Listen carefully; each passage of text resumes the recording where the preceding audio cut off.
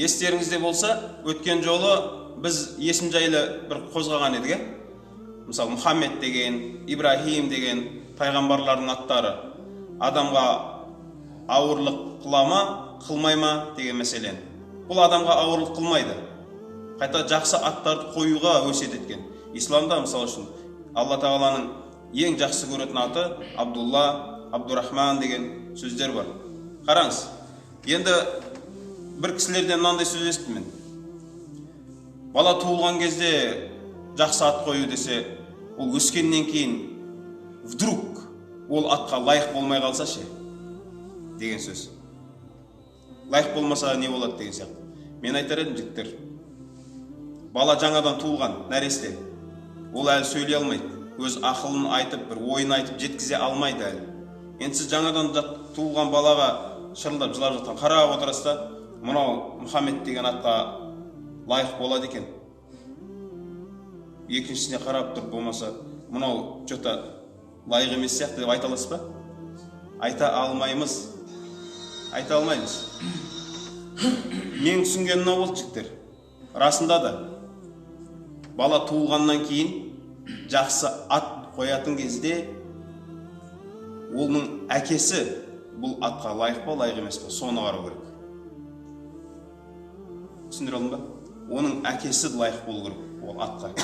Өйткені ана баланы қараңызшы, бізде Мұхаммед деп ат қояды, туылады да арақпен жуады, сүндетке отырғызады, арақпен жуады, мектепке апарады, арақпен жуады, мектеп бітіреді, арақпен жуады.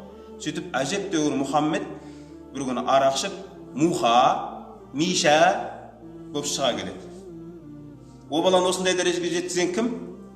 Мынау атқа лайық қылмай тәрбиелеген әкесі.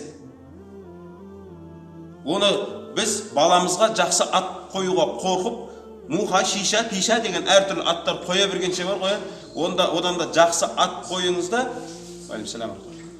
соған лайықты тәрбиелеңіз. Қараңызшы, Мұхаммед деген ат қоясыз да, енді сіз шынымен балаңызды сол сияқты сол атқа лайық болсын дейсіз ба, онда Мұхаммедтің сүннетін үйретіп өсірмейсіз ба? Кішкентайынан балаға бисмиллямен же, оң қолмен же, болғаннан кейін альхамдулилля деп айт. Әжетханаға сол аяқпен кір, оң аяқпен шық, үйге оң аяқпен кір, сол аяқпен шық. Бисмилля, ассаламу деп кір, бисмилля деп шық. Осының бәрін үйретіп келатсақ, жаңағы бала Мұхаммедке лайық бола ма, болмай ма? Лайық болады. Ал егерде оған жаңағы балам елді алып кел, темекі алып кел, арақ алып кел, хотаренка алып келме, баста ортат, пшеничный алып кел деп үйретсең, Мұхаммедке лайық бола ма ана бала? Бұл баланы ол атқа лайық қылатын әкесі, не болмаса лайық қылмайтын да әкесі. Қарашы, Абай атамыздың шын аты кім болған? Ибрахим, пайғамбардың аты. Ешқандай ауырлық қылмады ғой, ұзақ, қайырлы өмір сүрді. Артында өшпейтін із қалдырды. Сол үшін жігіттер, балдарымызға жақсы аттар қояйық. Мұхаммед, Ибрахим, Абдулла, Муса, Иса, Али қойыңыз. Бірақ сол атқа бала емес, сіз лайықты болыңыз. Сіздің отбасыңыз лайық болсын.